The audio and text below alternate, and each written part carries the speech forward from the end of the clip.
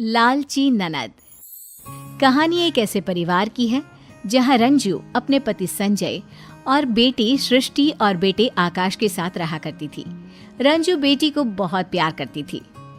क्या माँ, सारा दिन घर के अंदर ही रहती हो? जरा बाहर निकल कर तो देखो, औरतें कितनी स्मार्ट है। अरे बेटा, मैं बाहर जाऊंगी तो घर का काम कैसे होगा? माँ, घर के काम के लिए नौकरानी रख लो ना। और हाँ, पापा से पैसे लेकर पार्लर में चलते हैं, वहाँ आपका मेकओवर करवाती हूँ। अरे बेटा, लेकिन पैसे क्यों बर्बाद करना? कल को आकाश को आगे की पढ़ाई के लिए और तेरी शादी के लिए भी तो पैसे लगेंगे ना। माँ, क्यों इतना सोचती हो सबके बारे में? सब अपने लिए जीते हैं, तो तुम क्यों पीछे रहो? अब पापा को ही देखो। क्या देखूं? देखिए, पापा भी तो कहते हैं ना कि तुम ठीक से रहा करो। चलो शॉपिंग करने चलते हैं, मुझे कुछ नहीं सुनना। बेटी माँ को शॉपिंग के लिए ले जाती है, लेकिन ज्यादा सामान खुद के लिए ही खरीद लेती है। फिर एक दिन, पापा, आपको एक बात बतानी थी आकाश के बारे में। वो कल ना गली के आवारा लड़कों के साथ खेल रहा था। मैंने उसे बहुत समझाया कि पापा इतनी मेहनत करते, तुम ऐसा क्यों करते हो? हाँ बेटा, वो कुछ बन जाए, तुम्हारी शादी हो जाए तो समझूंगा जिंदगी सफल। पापा, आपकी तो जिंदगी सफल ही है, और भाई की भी। शहर के सबसे महंगे एरिया में आपका घर है, जो बाद में भाई का हो जाएगा। आपको क्या दिक्कत है पापा? अरे बेटा, घर की ईंट थोड़ी ना खाएंगे, कम से कम बेटा कुछ कमाने लायक तो बन जाए। एक रोज, माँ, पिताजी, मैं आप लोगों को किसी से मिलवाने लाई हूँ। ये मयंक है, मैं इससे शादी करना चाहती हूँ। पर पापा, ये ना अभी सेटल नहीं है। सृष्टि, अभी कैसे तुम्हारी शादी करवा दे?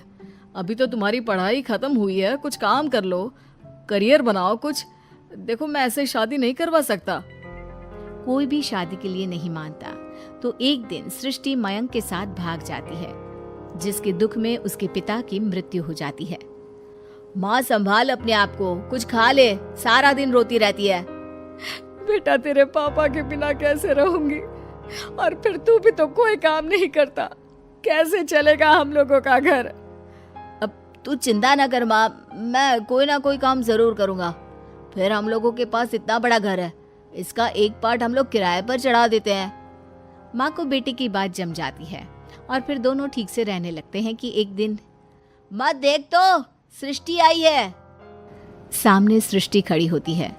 उसकी हालत खराब होती है। सुंदर से दिखने वाली सृष्टि बिल्कुल नौकरानी जैसी लग रही होती है। माँ, मुझे माफ कर दे, मेरे कारण पापा नहीं रहे। माँ पहले तो सृष्टि से बात नहीं करती, लेकिन बेटे के समझाने पर वो उसे गले लगाकर रोने लगती है। तू कहाँ थी और वो मयंक कहाँ है? वो घर पर है, वो कोई काम नहीं करता तो नौकरी भी मैं ही करती हूँ। पापा के बारे में कल ही पता चला तो रहा नहीं गया। माँ, कोई बात नहीं बेटा, किस्मत का लिखा कौन बदल सकता है। सृष्टि अब आए दिन माँ के पास रहती और उसके कान भरती। क्या माँ, तू भाई की शादी करा देना किसी पैसे वाले घर में। उसको जो दहेज मिलेगा उससे एक और घर खरीद ले। ये घर बेचकर अपने पास पैसे रख, कल को बहू आ जाएगी तो पैसे पैसे के लिए तरस ना जाए तू।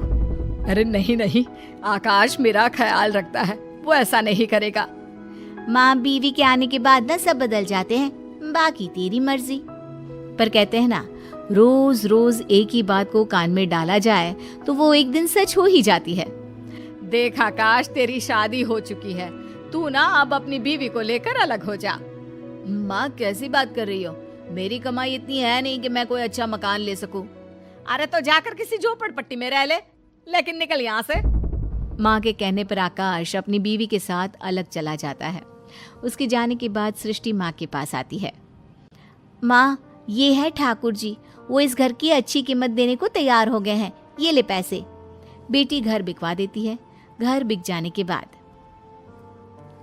कल इस घर को खाली करना है, लेकिन सोच रही हूँ कि जाऊंगी कहाँ। कहाँ का क्या मतलब होता है माँ? मेरे साथ मेरे घर, वो घर भी तो तेरा ही है ना। और फिर सृष्टि माँ को लेकर अपने घर आ जाती है। रात को, मयंक, अब तो हम लोगों के अच्छे दिन शुरू हो रहे हैं। माँ के पास बहुत सारा पैसा है, हम रोज अपने सारे शौक पूरे करेंगे। अगले रोज, माँ वो किराए के मकान का किराया देना बड़ा मुश्किल हो रहा है। सोच रही हूँ अपना एक मकान ले लूँ। डाउन पेमेंट दे देती तो ईएमआई तो मैं देती रहूंगी जैसे किराया दे रही हूँ। हाँ हाँ, ले ले बेटा, अब जो है तुम लोगों का ही तो है। वैसे मैं कुछ दिनों के लिए ना आकाश के पास जाने का सोच रही थी, बहुत याद आती है उसकी। क्या माँ पागल हो गई हो?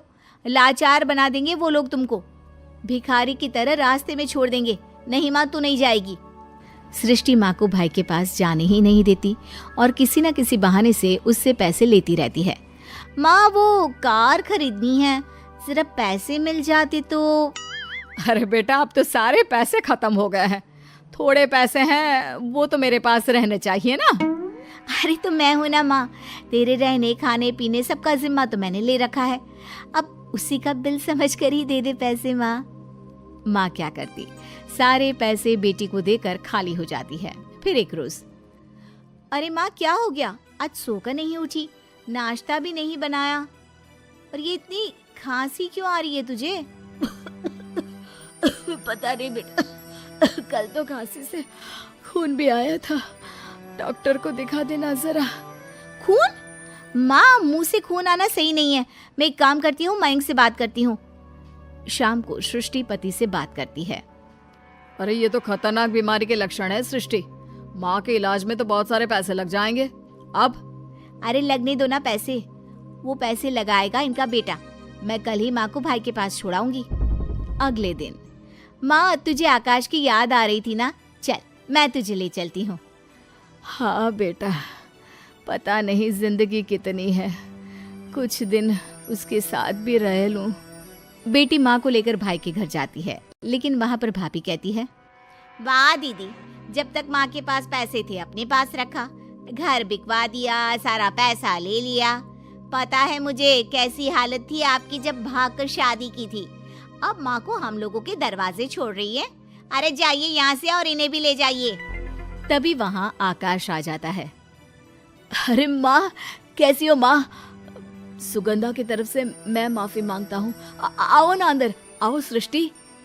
देख भाई, माँ की तबीयत ना ठीक नहीं है, इनको अच्छे से डॉक्टर के पास ले जाना। और हाँ, माँ को कुछ होना नहीं चाहिए, मेरी नजर रहेगी तुझ पर।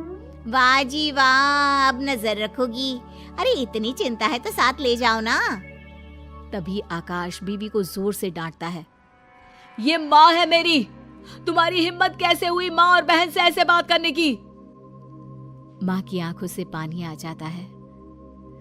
जिस लड़की ने अपने आगे अपने पिता की इज्जत को भी नहीं रखा और चालाकी से अपना मायका खत्म करने की कोशिश की, ऐसी लड़की के कारण मैंने अपना इतना अच्छा बेटा छोड़ा। मुझे माफ कर दे बेटा।